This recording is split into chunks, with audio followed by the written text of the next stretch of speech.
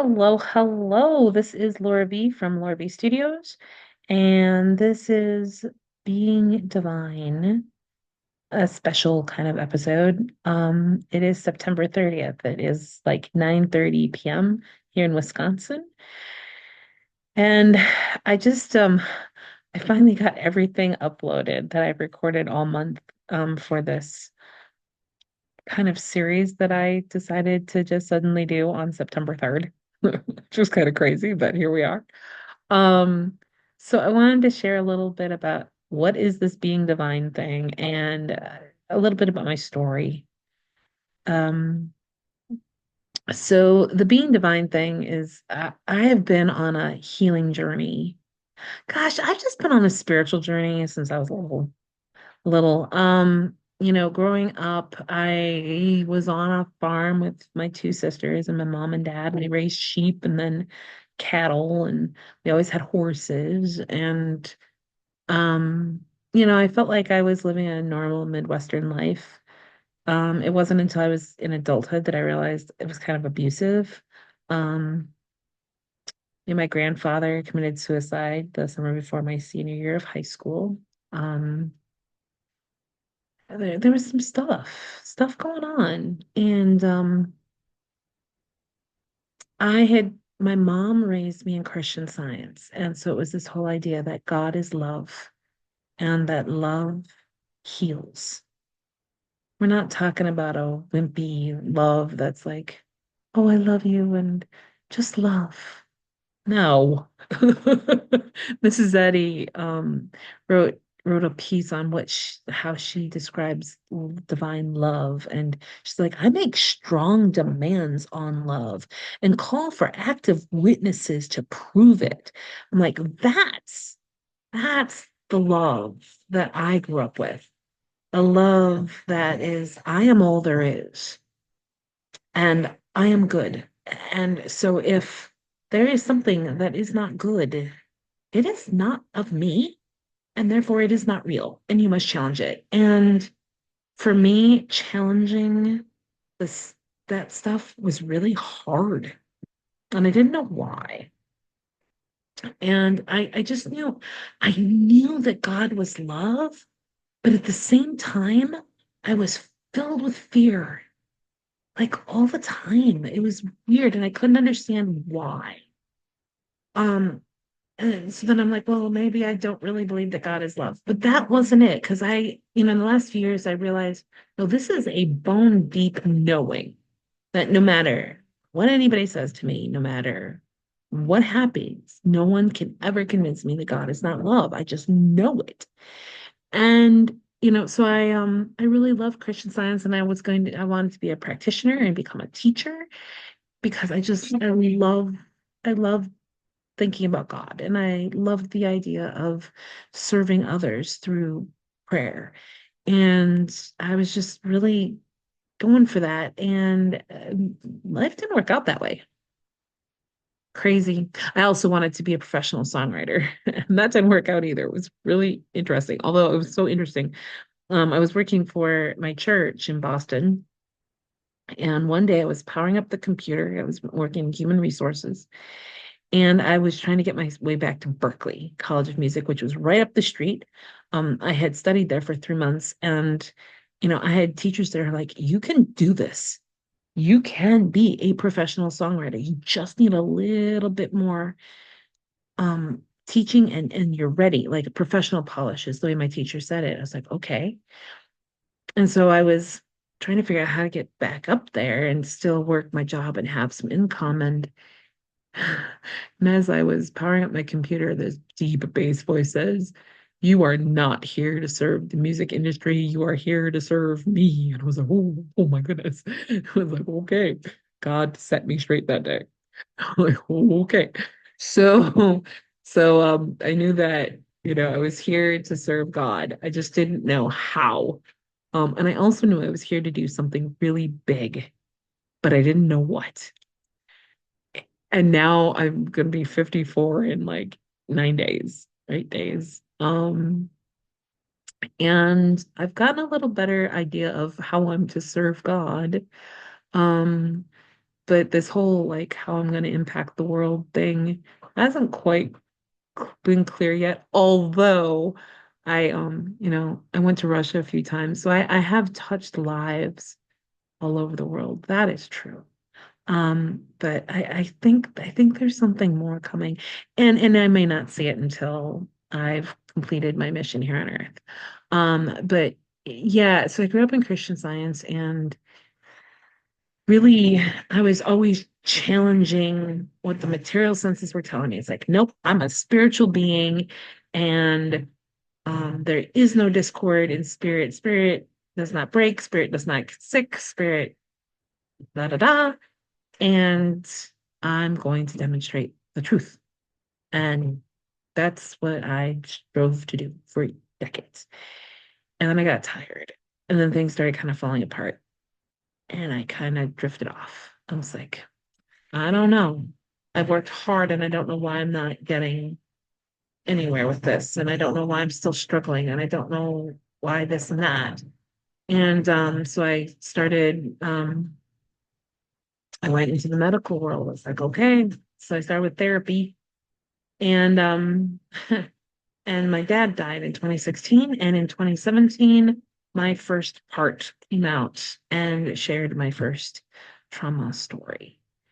And it was a hellish nightmare for another 18 months, trying to get emotionally stable.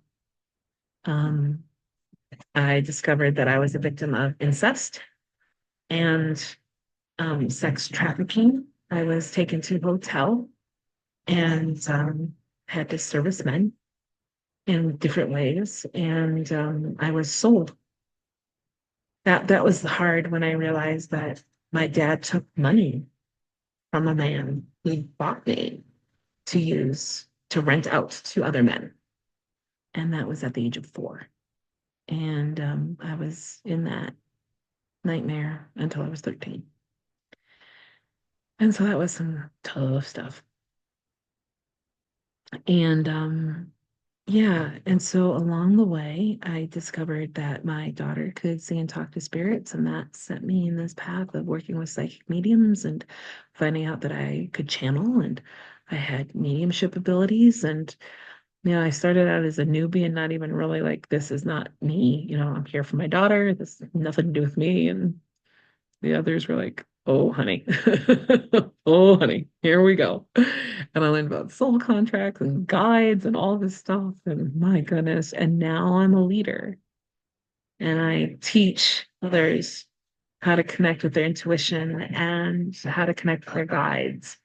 And well, it leads up to last year. I do have some training in Reiki. I've done some vibrational energy work because I just wanted to be aligned with my higher self. I just wanted to be consciously connected and have a partnership with my higher self. And so I was working on that and working on that. And then summer of 2023, the body memories came back. And I was like, no. And I just wanted to get off this rock. I was done. I'm like, I cannot live any longer this way. This has got to stop. And they're like, no, you have to stay. I'm like, God bless it. And but what they didn't get through to me that I guess I couldn't hear at the time was it didn't mean I was sentenced to suffering. They had a plan, or I had a plan, and I found a healer who helped me, and I got the healing I desperately needed. And my parts started to get integrated, and I felt better and lighter and happier. And at the time, I wasn't sure that this was real. I was like, is this really happening, or is this just kind of in this guy's head? And because healers can say anything. Like, I don't know. So I started asking my friends, do you notice a difference? And they're like, yes, keep going. Okay. And so we worked really intensely for about 2.5 months, and uh, it just kind of wrapped up really neatly. I awakened at the soul level, and after that, it was like, okay, I had a relationship with my higher self now that I didn't ha that I'd wanted. And it just kind of happened through this healing work I did with this healer. And so then I was like, I'm gonna go see if I can get other women into embodied awakening. And my friend had booths at two shows that month. And so she let me sit at her table. And when women came by her table, I said, would you like to get into embodied awakening?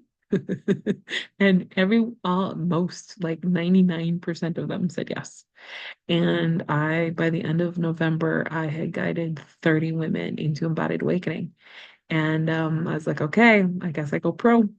And so I started offering my services, and it started with a group program with two ladies, and we were doing so well that I didn't want it to end. And so we did, I launched 28 days of invocation practice. And I was like, this is what I'm going to be known for. This is it. I'm like, this just feels so good and so aligned. Yeah, after 4 or 5 months of that, I was like, I'm done.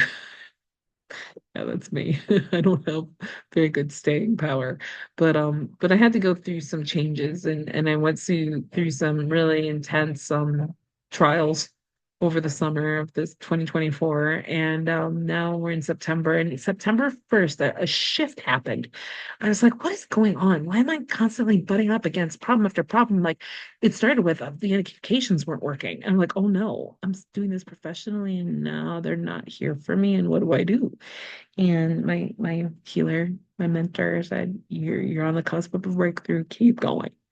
And I get through one thing and be like, oh, okay, I see something new. And then I'd be into another challenge and like, okay, and get through that. And oh, okay, there's something better on the other side. And I didn't re realize learn this until just a couple weeks ago that the purpose of all that was to learn how to overcome and handle resistance and fear so that when it comes up again, I'm not like, oh my gosh, everything's over. It's like I needed practice. I needed the experience of knowing that if you stick with it, keep going, there is something on the other side. It isn't the end. And that was a really important thing for me to learn just because of the trauma that I lived through. And so now I'm so much more confident in being able to handle things myself. And I'm so much more confident in being able to help my clients work through resistance, which is huge because I think, that's what gets us stuck is we're up on against some kind of resistance. We don't know what it is. We just know we're stuck. And the beautiful thing about the work that I do is we don't have to figure out what it is. We just ask for help. And we keep asking for healing and for awakening, and we get through it. And then we learn, we find something beautiful on the other side. And that's really all it is. That's all we have to do. Don't have to get into the stories. Nah, that just isn't helpful. So that's what I've been learning to do and learning to guide others to do. And yeah, so this month, so September 1st, so I'd been through all this all the summer, like problem after problem after problem. And then they're like, hey, you're going through transformation. And just September, something's going to happen. And September 1st was a Sunday.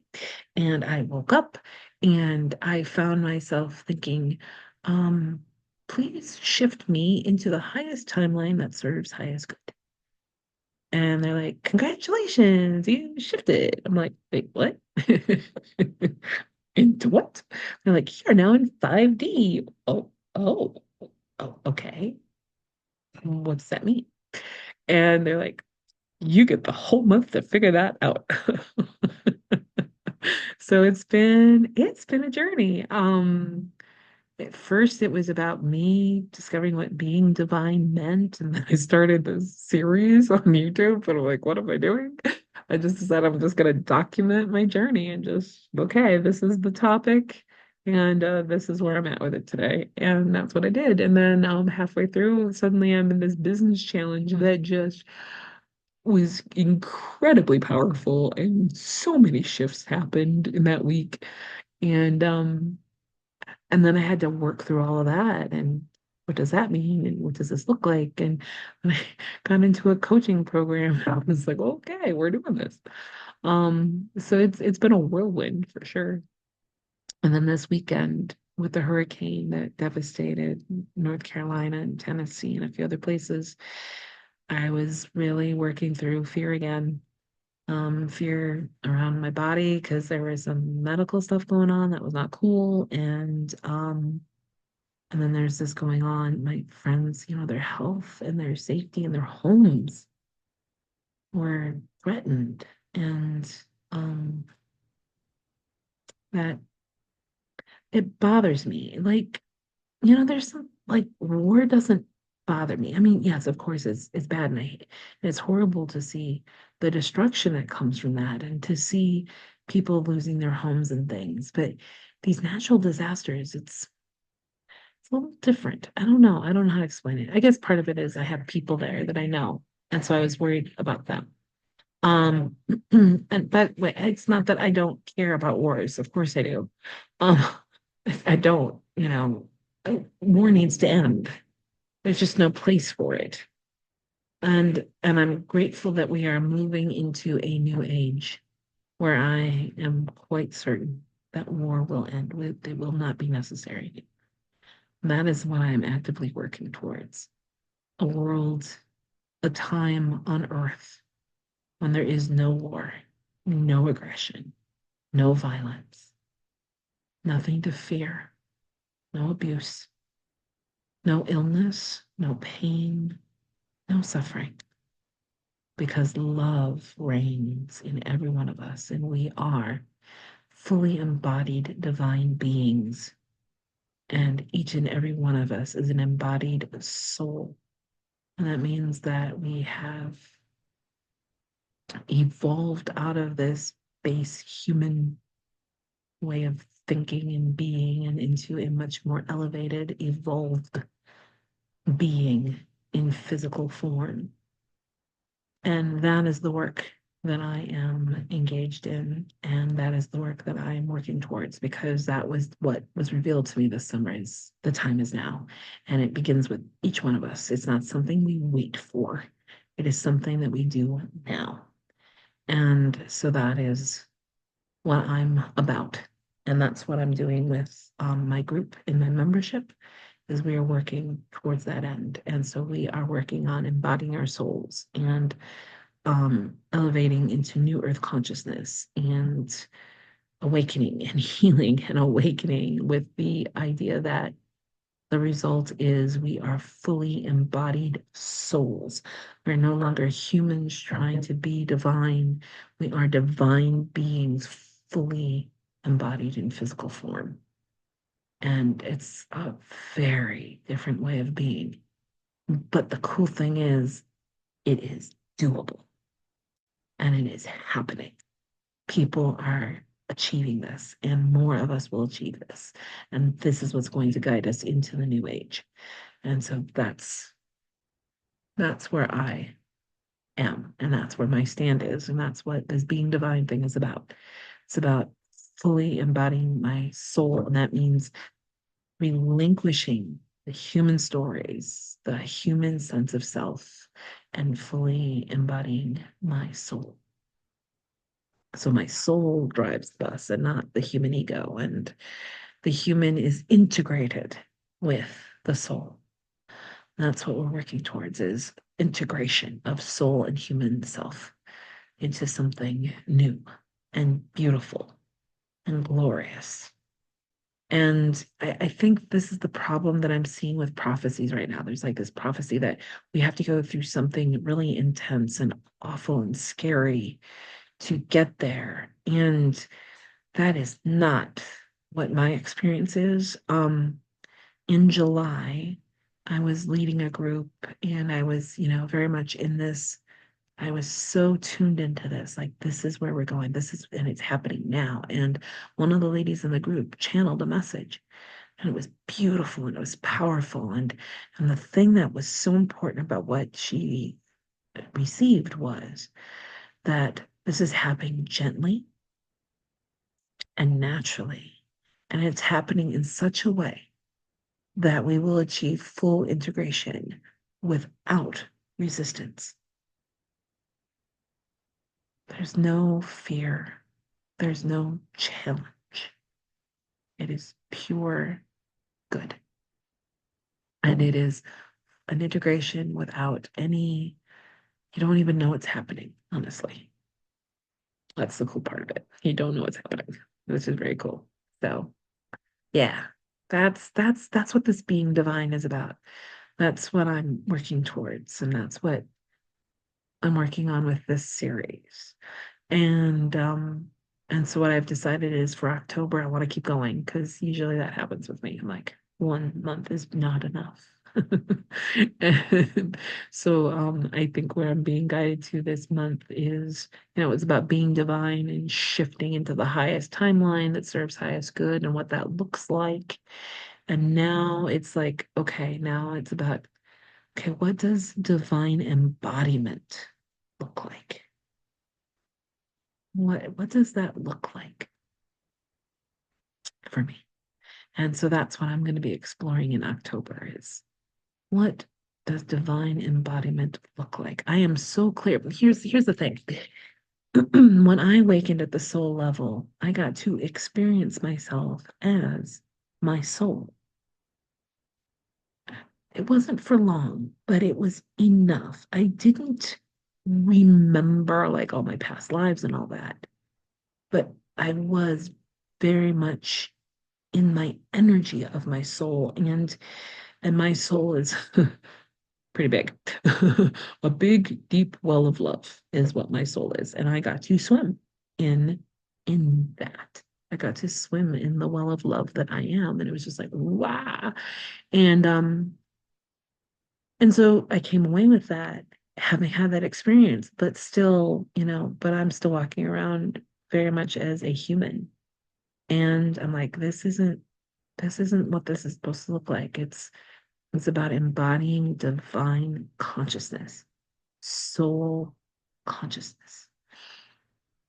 And so I'm just like, okay, I've got to work at letting go of the human story, detaching from this sense of separation, detaching from the sense of a human, living a human experience, and instead being conscious of myself as a soul at the soul level. And so I've been inviting more and more of my soul to come to the body, and it's happening.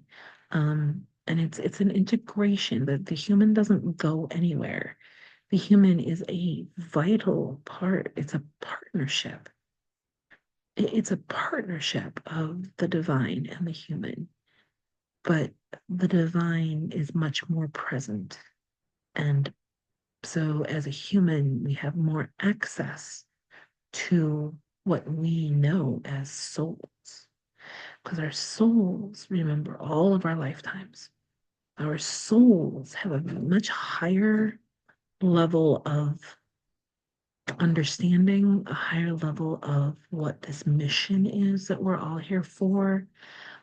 They're the ones, it's our higher selves and our souls that have been constructing new earth. My higher self told me 3 years ago. It just came out of my mouth. I'm already there. I'm just waiting for the human to catch up. I'm like, where did that come from? That was my higher self or my soul. They're different. Higher self has a very different energy from my soul, but we're all kind of in this together. So at a higher self level, we're already there. New Earth is here. It's not something to wait for. It's here. It's for us to get our asses over there, kind of thing. Um, hurry up, hurry up and feel, get there. And so it's about a lot of relinquishing and releasing and allowing the divine to lead and to guide, and for us to not resist and not try to help. And so it's a process that we're all in, whether we're conscious of it or not.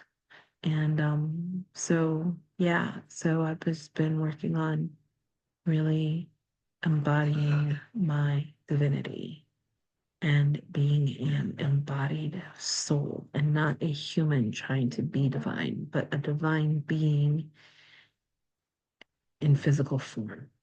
And there's a consciousness shift that has to happen as well as an energy shift. And so that is the work.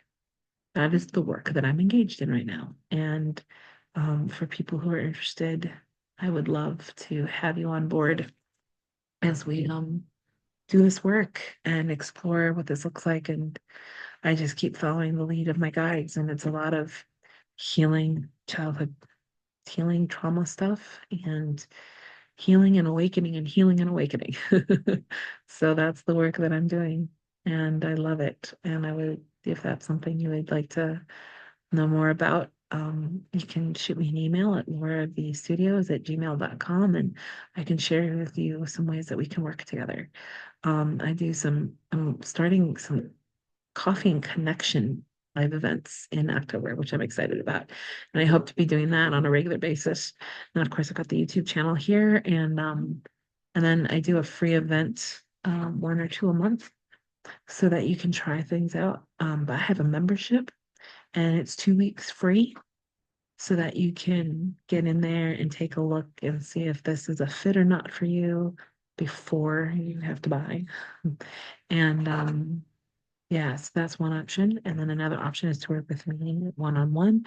I have some packages for that. And then thirdly, I'm starting a group program where I'm helping women feel safe in their bodies, because you can't embody your higher self if you don't want to be, if you don't feel safe in your body, right? But the cool thing is, by inviting your higher self into your body, you start to heal that stuff so that your body, so your awakened self can come into your body. It's really fascinating and interesting, and it's just a gentle, effective way of doing this. So yeah, so that's what I'm doing, and I just wanted to share what I'm about. And it's been a month, and I'm like, wait, what was the original intention, you know? So I just wanted to share that and where I'm at and what I'm doing and where I'm going. So thanks for hanging out with me, and I'll see you in the next episode.